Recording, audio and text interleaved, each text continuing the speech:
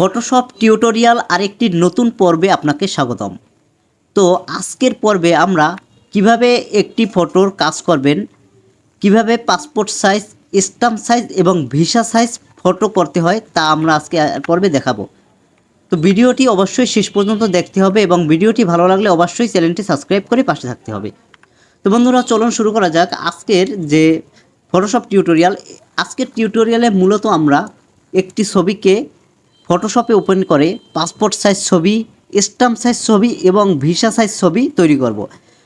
তো সম্পূর্ণ ভিডিওটি যারা দেখবেন তারা অবশ্যই কিন্তু চ্যানেলটি সাবস্ক্রাইব করে পাশে থাকবেন। তো চলুন বন্ধুরা শুরু করা যাক।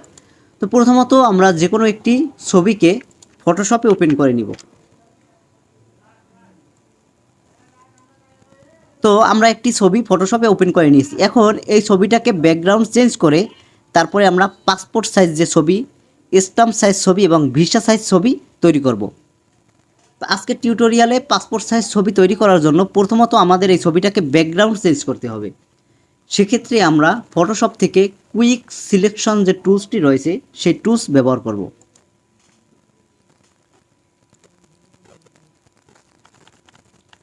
এরপরে সেকেন্ড ব্র্যাকেট, থার্ড ব্র্যাকেট দিয়ে যে বৃত্তটি রয়েছে বৃত্তটিকে বড় ছোট করে নিব আমাদের প্রয়োজন অনুযায়ী। এরপরে ছবিটাকে আমি জাস্ট সিলেক্ট করব, অটোমেটিকলি আমাদের ছবিটা কিন্তু সিলেক্ট হয়ে যাবে।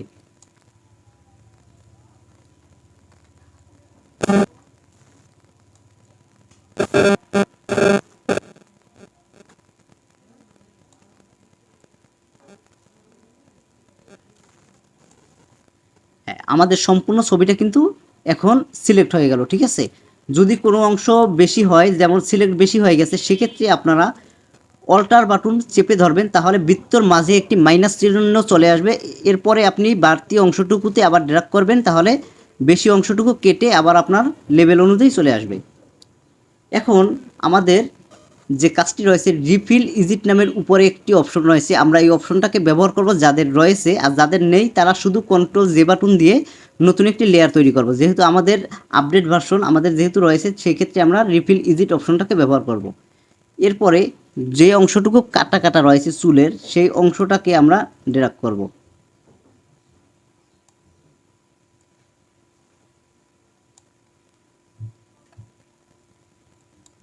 এরপরে সাইডের অপশন থেকে স্মুথ, ফেদার, কন্ট্রাক্ট থেকে কিছুটা বাড়িয়ে কমিয়ে নিব।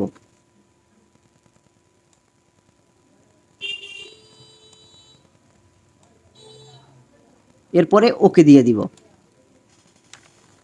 এখন আমরা কন্ট্রোল জে বাটন দিয়ে নতুন লেয়ার তৈরি করব।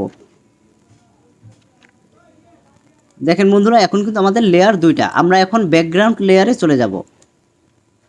এরপরে আমরা যে কালারটা ব্যাকগ্রাউন্ডে রাখতে চাই, এখান থেকে ব্যাকগ্রাউন্ডের কালারটাকে আমরা হোয়াইট রাখতে চাইলে হোয়াইট রাখবো, যদি আমরা ব্ল্যাক রাখতে চাই ব্ল্যাক রাখবো, বা নীল রাখতে চাইলে নীল যে কালারটা রয়েছে ব্লু কালার সেটি রাখতে পারি। আমরা যেহেতু ভিসা সাইজ ফটো আপনার ব্যাকগ্রাউন্ডটা হোয়াইট হয়, সেক্ষেত্রে আমরা হোয়াইট কালারটাকে সিলেক্ট করলাম। এরপরে ব্যাকগ্রাউন্ড লেয়ারে থাকা অবস্থায় কন্ট্রোল ব্যাকস্পেস যদি প্রেস করি, তাহলে আমাদের ব্যাকগ্রাউন্ডটা হোয়াইট হয়ে যাবে।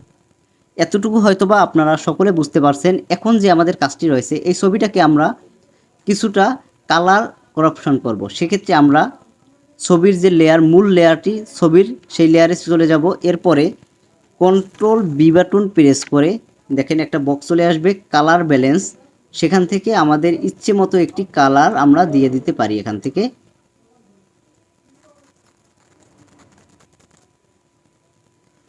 এরপরে আমরা ক্রপ টুলসে যাব। ক্রপ টুলসে যাওয়ার পরে আমাদের পাসপোর্ট সাইজ ছবি মূলত আমরা 1.6 এবং 1.6 এবং 2 পর্যন্ত রেখে থাকি। সেই অপশনটুকুতে রেখে তারপরে আমরা ক্রপ দিয়ে দিব।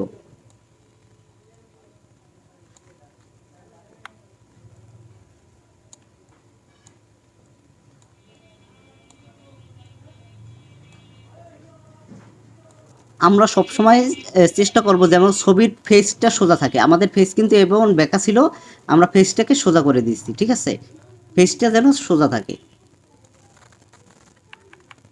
এরপরে আমরা এন্টার দিয়ে দেব। এখন ফেস সোজা করার কারণে এখান থেকে সাইড কেটে গেল এবং এই সাইড থেকে আমাদের কিন্তু সাইড কেটে গেল। এখন এইটা আমরা কিভাবে ফিল আপ করবো? সেই ক্ষেত্রে আমরা যে অংশটা কেটে গেল সেই অংশটাকে ধরবো, কিছুটা অংশ ধরে আমরা কন্ট্রোল টি বাটন প্রেস করব। টি বাটন প্রেস করার সাথে সাথে এমন একটি বক্স চলে আসবে। এরপরে অল্টার বাটন কন্ট্রোল বাটন চেপে ধরে যদি আমরা এভাবে ড্র্যাগ করি তাহলে ওই অংশটা বড় হয়ে ফিল আপ হয়ে যাবে। ঠিক আছে,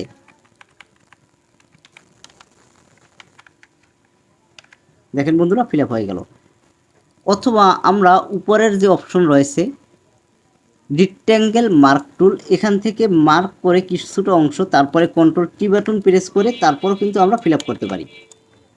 শেষ, আমাদের দুই অংশ কিন্তু এখন ফিল আপ রয়ে গেছে।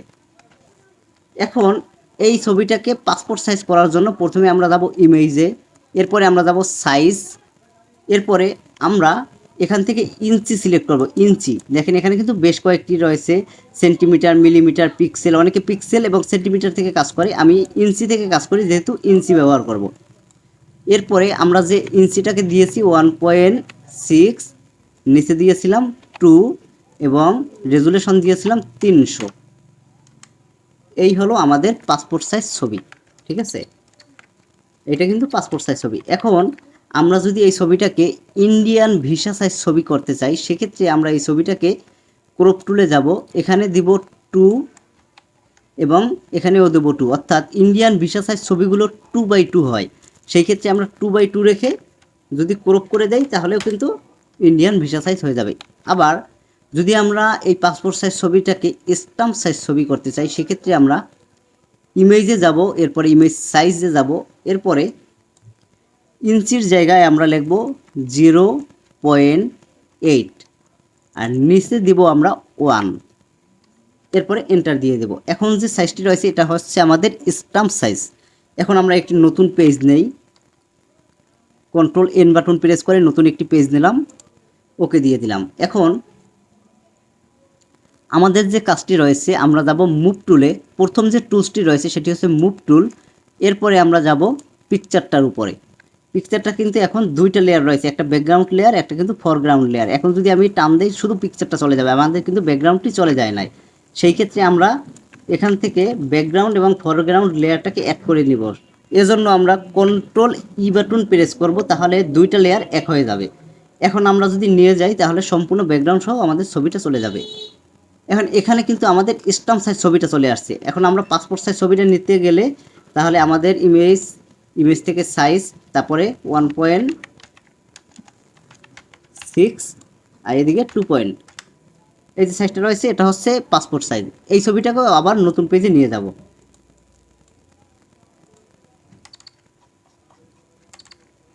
এখন এই ছবিটাকে যদি আমি প্রিন্ট দেই তাহলে আমার ছবিটা কাটতে কিন্তু সমস্যা হবে, কারণ ছবিটা কোনো বর্ডার নেই। সেক্ষেত্রে আমরা একটি বর্ডার দিয়ে দিতে পারি।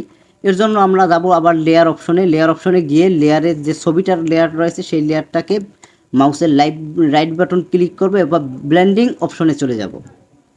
এরপরে দেখেন স্ট্রোক নামের একটি অপশন পেয়ে যাবেন, আপনি স্ট্রোক অপশনে ডাবল ক্লিক করবেন তাহলে আরেকটি অপশন পেয়ে যাবেন, এখান থেকে আপনি 1 করে দিবেন, মাত্র 1। এরপরে কালারটাকে অবশ্যই ব্ল্যাক রাখবেন, কারণ এখানে যদি আপনি যে কালার রাখবেন ওই কালারই থাকবে, আপনি অবশ্যই ব্ল্যাক রাখবেন। এরপরে আপনি ওকে দিয়ে দিবেন। এখন সম্পূর্ণ ছবিটা কিন্তু একটা আমার বর্ডার চলে আসছে, আমি কিন্তু এখন খুব ইজিলিভাবে এই ছবিটাকে কাটতে পারবো এবং খুব সুন্দরভাবে কাজ করতে পারবো। এখন সেমভাবে এই ছবিটাকেই কিন্তু আমরা স্ট্যাম্প সাইজ করে নিতে পারি, যার কারণে আমরা স্ট্যাম্প সাইজটাকে নতুন করে আবারও করলাম না। এই ছবিটাকে কপি করার জন্য কন্ট্রোল অল্টার বাটন একসাথে প্রেস করে যদি আমরা এই ছবিটাকে টেনে সাইডে নিয়ে যাই তাহলে ছবিটা কিন্তু কপি হয়ে যাবে। এরপরে আমরা দেখেন মাউসের উপরের যে বাটন রয়েছে এখান থেকে যদি আমরা ছবিটাকে ছোট করি দেখেন উপরে কিন্তু লেখা বসতেছে 1 কত আছে, কত 0.8 0.81 বা একটু ছোট বড় হলেও সমস্যা নেই।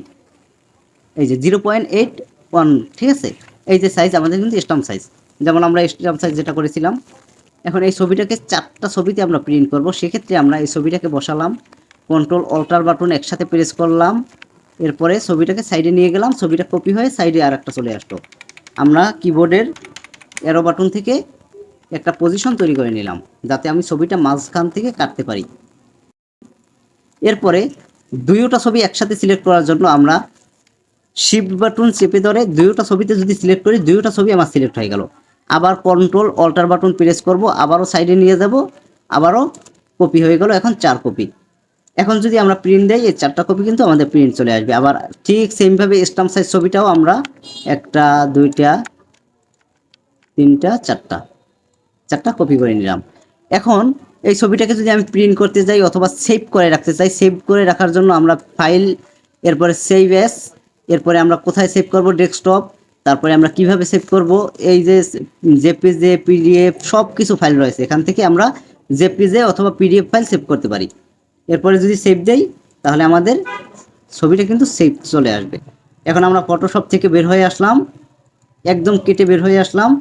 এখন যদি আমরা দেখতে চাই আমাদের ছবিটা কোথায় রয়েছে ডেস্কটপের, এই যে আমাদের ডেস্কটপ, এই যে ছবিটা আমরা যে ছবিটাকে কাজ করেছি সেই কাজ করা ফাইলটা কিন্তু এখানে চলে আসছে। এখন আমরা এখান থেকেও চাইলে প্রিন্ট দিতে পারি, প্রিন্ট প্রিন্ট, এই যে আমাদের প্রিন্টার যদি সিলেক্ট করে নেই তাহলে কিন্তু আমরা এখান থেকে খুব সুন্দরভাবে প্রিন্ট দিতে পারবো। তো এই ছিল মূলত আজকের টিউটোরিয়ালটি। তো টিউটোরিয়ালটি যদি ভালো লাগে তাহলে অবশ্যই চ্যানেলটি সাবস্ক্রাইব করবেন এবং নিত্য নতুন সকল প্রকার আইটি রিলেটেড ভিডিও পেতে পাশে থাকা বেল আইকনটি প্রেস করে রাখবেন। তো বন্ধুরা সকলে ভালো থাকবেন, সুস্থ থাকবেন, আমাদের জন্য দোয়া করবেন এই কামনা নিয়ে আজকের ভিডিও এখানে শেষ করছি। আল্লাহ হাফেজ।